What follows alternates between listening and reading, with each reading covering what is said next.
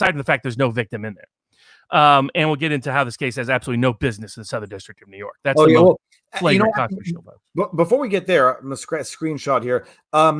Just in a nutshell, explain to people, I sort of understand why Southern District of New York is passed off as being totally corrupt. But if you can explain to someone who has no idea why it has the reputation it has in a nutshell. Here's the best examples.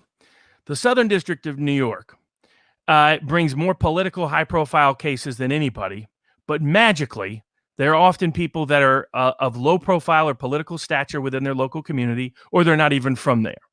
So by contrast, where are the greatest financial criminals in the entire world located? They're located in the Southern District of New York, and it's called Wall Street.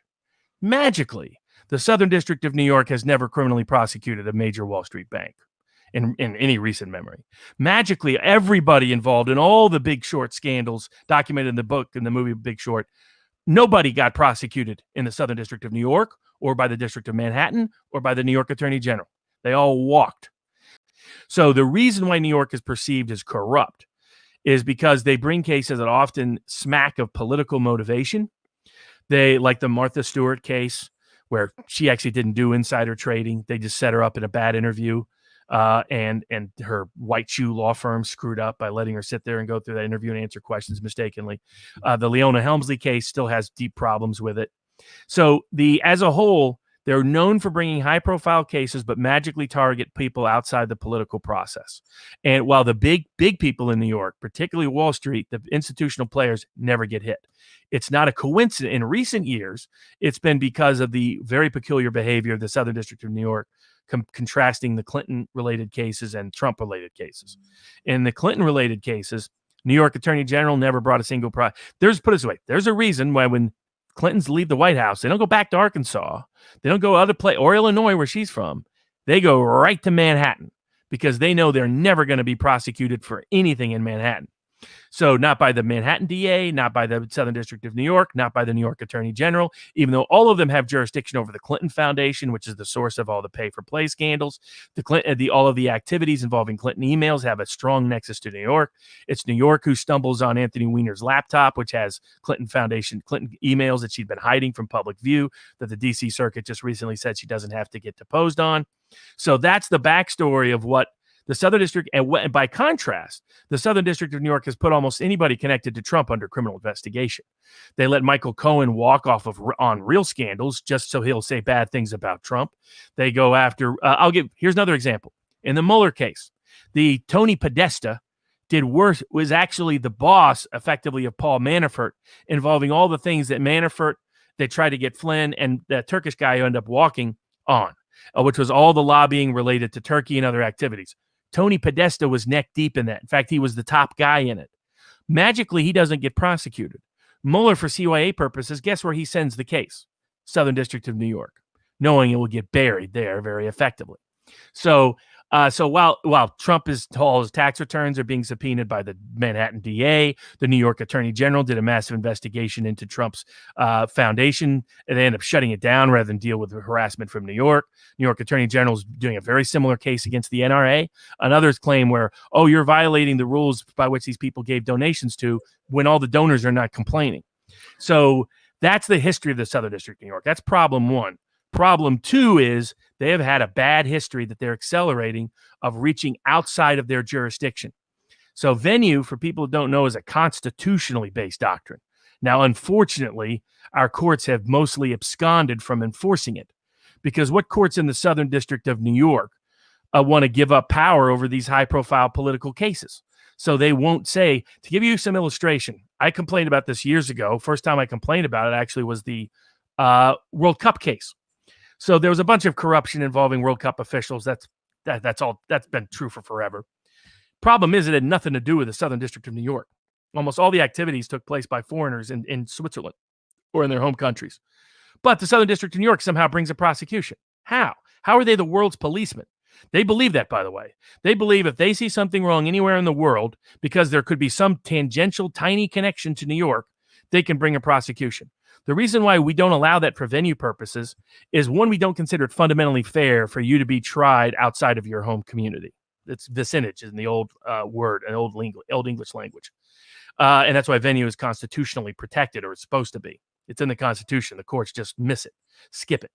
But the second component is we don't want politically motivated prosecutions.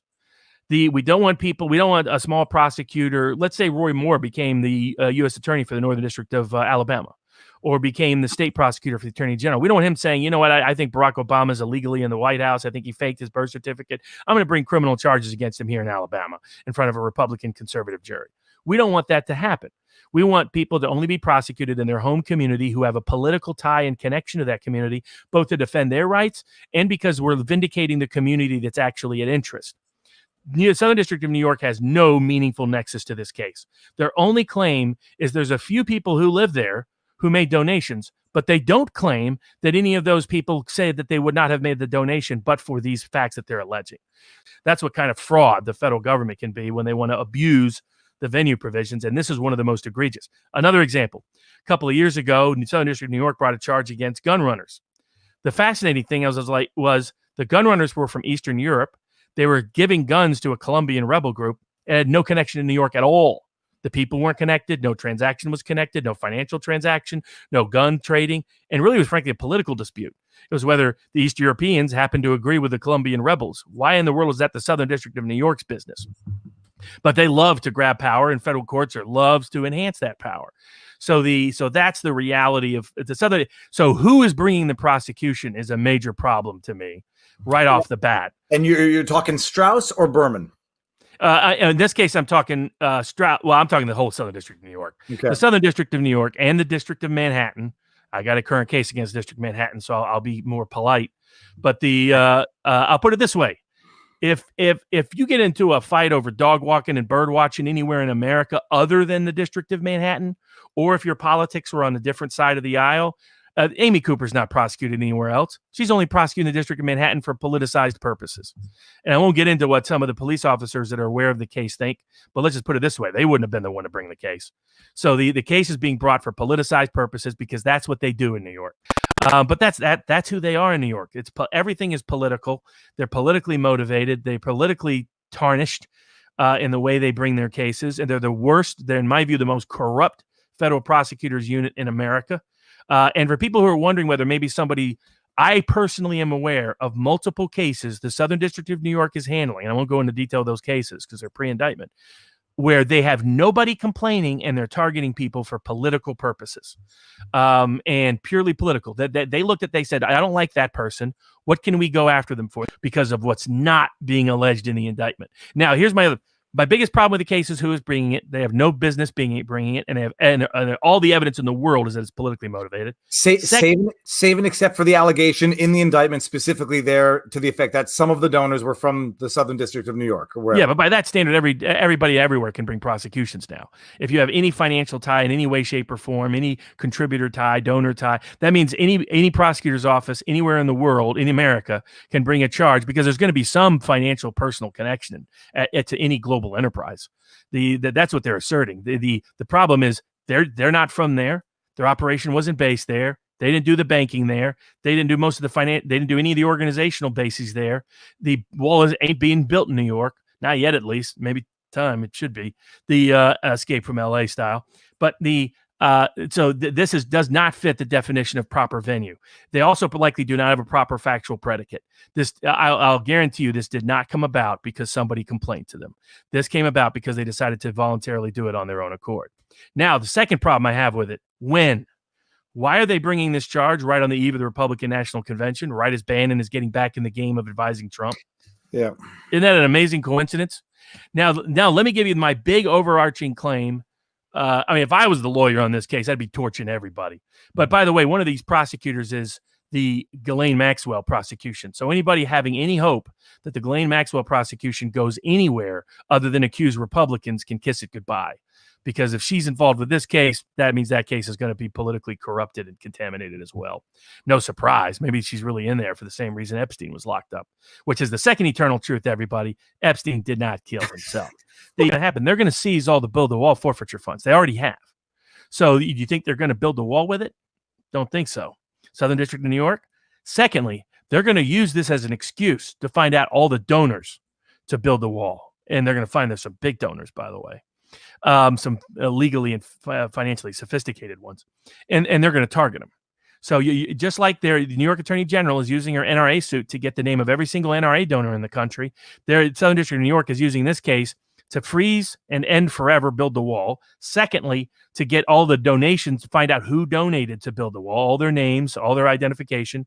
I do not trust them to not go further. I know they are doing this in other cases. They're trying to get customer lists, trying to get donor lists, trying to get contributor lists for the purposes of targeting them. Hasn't stopped them from abusing their power in the criminal context. So the criminal context is just unchecked power, unfortunately. And when it's as politicized as the Southern District of New York, the District of Manhattan, and the state of New York, then you can be put under the gun. So so that they're doing that. And the third, I believe, political goal with this is to terrify conservatives from making contributions to conservative right-wing causes. Just by what's not alleged in the indictment only alleges 1 million misallocated. Yeah. And so that means 24 million was not. And so that means you're talking about a 95%. I can tell people for political campaigns, they spend less than half the money they raise. Judicial Watch, every year they spend 20 to 25% of their money just on fundraising efforts.